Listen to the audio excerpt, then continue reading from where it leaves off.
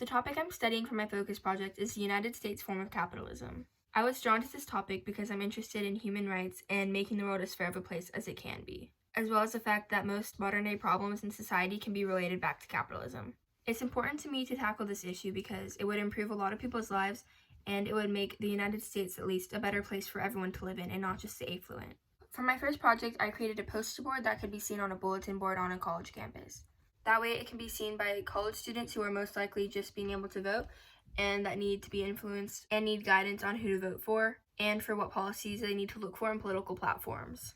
This can help encourage change in our capitalist system that we have today in our country. I decided to create this form of argumentative text because it's easy to understand. It also uses recognizable symbols to connect with the audience.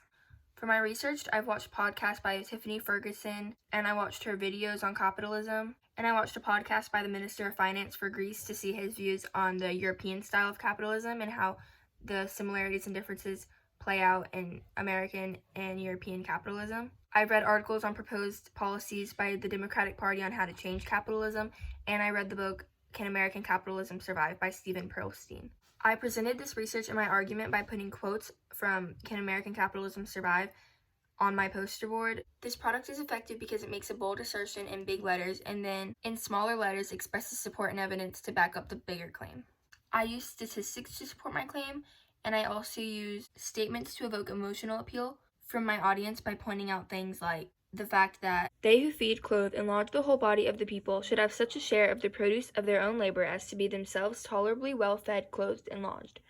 Then I also have some other quotes that say, no longer can workers expect pensions, full paid health insurance, job security, or even a Christmas bonus from their employers. And then American capitalism breeds plutocracy, and the top 10% of households now hold more than 80% of all financial assets. Today's corporate executive is someone who doesn't feel constrained by norms arising from social values such as fairness, equity, or allegiance.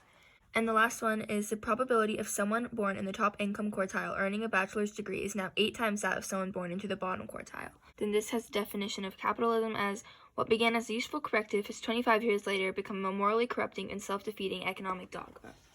Then down here we have greed and amount of money.